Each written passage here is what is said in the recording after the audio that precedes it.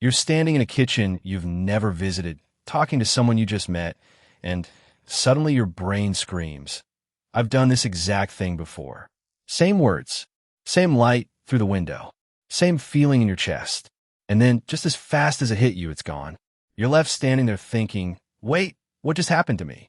That feeling has a name, and it's older than you think. It's called déjà vu, and somewhere between 60 and 70% of people will experience it at some point in their lives. But here's the strange part. Scientists still don't fully agree on why it happens. So today we're going deep into one of the weirdest glitches your brain can produce. Let's start with the name itself. Déjà vu is French for already seen, and it was coined in 1876 by a French philosopher named Émile Boirac. He wasn't a neuroscientist. He didn't have an MRI machine.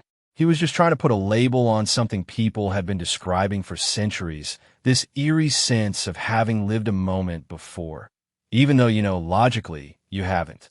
For a long time, déjà vu sat in this weird no man's land between science and mysticism. People blamed it on past lives, parallel universes, even psychic premonitions. And honestly, if you've ever felt it hit you out of nowhere, you get why people reach for something that dramatic. It doesn't feel like a glitch. It feels like a memory, a real one. So let's talk about what modern research actually says. One of the leading explanations is called the dual processing theory. Here's the basic idea. Your brain has multiple systems working together to process what you're experiencing right now, and to compare it against things you've experienced before. Normally, these systems are perfectly synced. You perceive something, and your memory system checks it against the past in real time, smoothly, without you ever noticing the process at all. But every so often, those two systems get slightly out of sync. One system registers the moment a fraction of a second before the other one does. And when the second system catches up, it interprets the input as something familiar because technically it already processed it just a split second earlier. Your brain isn't lying to you. It's just tripping over its own timing. Now here's where it gets even more interesting. A cognitive psychologist named Cleary at Colorado State University has spent years studying déjà vu in a lab setting, which is incredibly hard to do because you can't exactly schedule someone to have déjà vu on command. So her team got creative. They used virtual reality to build scenes with a similar spatial layout to other scenes participants had already seen, but changed enough surface details that people didn't consciously recognize the connection. The result? People reported déjà vu significantly more often in these spatially similar scenes. Cleary's theory is that déjà vu might be triggered by gestalt familiarity, meaning your brain recognizes the overall layout or structure of a scene, even when you can't consciously place why it feels familiar. Your conscious mind draws a blank, but some deeper part of your brain is quietly going, wait, I've seen this shape before. There's also a neurological side to this story, and it gets genuinely strange. In the 1950s, a neurosurgeon named Wilder Penfield was operating on patients with epilepsy, and part of his process involved stimulating different areas of the exposed brain with mild electrical currents to map out which regions controlled what. When he stimulated the temporal lobe, specifically areas near the hippocampus and the rhinal cortex, some patients suddenly reported an overwhelming sense of déjà vu, right there on the operating table, fully conscious, describing a memory that made no sense because it hadn't actually happened. That discovery basically confirmed something huge. Déjà vu isn't just a poetic feeling. It has a physical location in the brain. It lives, at least partly, in the same neural neighborhood responsible for memory formation and recognition. This connection gets even clearer when you look at epilepsy patients today.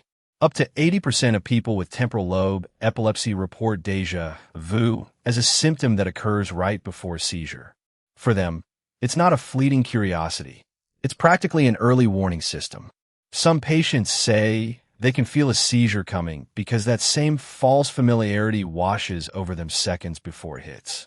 For people without epilepsy, the working theory is that déjà vu happens when your brain's memory checking system, essentially the part responsible for flagging something as new versus something as familiar, briefly misfires.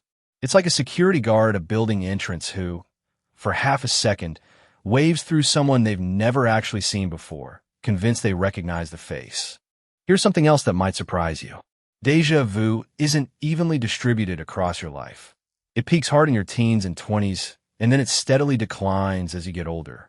Some researchers think this is because young brains are still fine-tuning that memory checking system, so it's more prone to these small synchronization errors.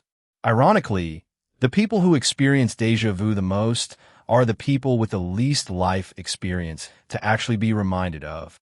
There's also a lesser-known cousin to déjà vu called Déjà Vu, which is basically the opposite experience. Instead of a new situation feeling weirdly familiar, a completely familiar situation suddenly feels foreign and strange.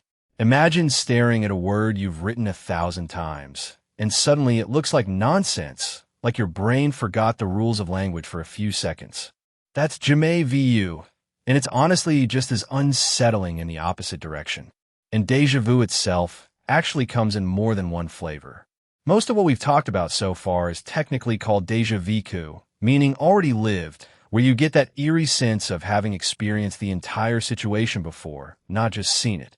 There's also déjà vu, meaning already felt, which is a subtler version, more of an emotional echo than a full scene replay. Researchers who study epilepsy patients pay close attention to these distinctions, because the specific flavor of déjà vu someone experiences can actually help pinpoint which part of the brain is misfiring.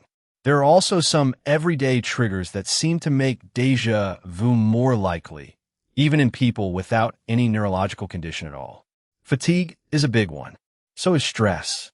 Traveling to a new place can trigger it too, probably because you're processing a flood of new environments that share fragments of layout or lighting with places you've seen before, which loops right back to Cleary's Gestalt familiarity idea. Some studies have even found a connection between déjà vu and dreaming, since dreams are essentially your brain remixing fragments of real memories into new scenarios. If a dream fragment resurfaces later in waking life, even as a vague, unconscious echo, it might be enough to trigger that unsettling sense of familiarity without you ever consciously remembering the dream itself. You've probably even heard déjà vu get described as a glitch in the Matrix, a phrase that became famous after the 1999 movie used déjà vu as a literal sign that reality had been altered, that a black cat walking past twice meant someone had changed the code of the simulation. It's a great scene, but it also cemented this idea in pop culture that déjà vu means something is wrong with reality itself, rather than something completely ordinary happening inside your own skull.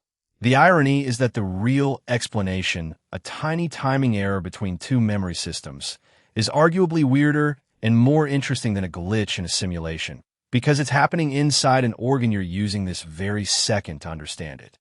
So what does that leave us?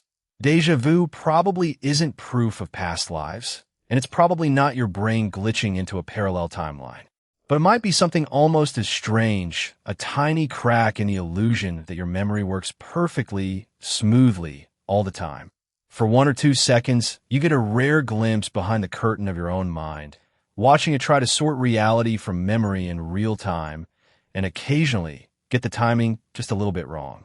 So next time it happens to you, standing in a room you swear you've stood in before, talking to someone mid-sentence like you've said those exact words already, don't panic. You're not glitching into another universe. You're just watching your own brain's memory system stumble for a split second, and somehow, that's even more fascinating than time travel.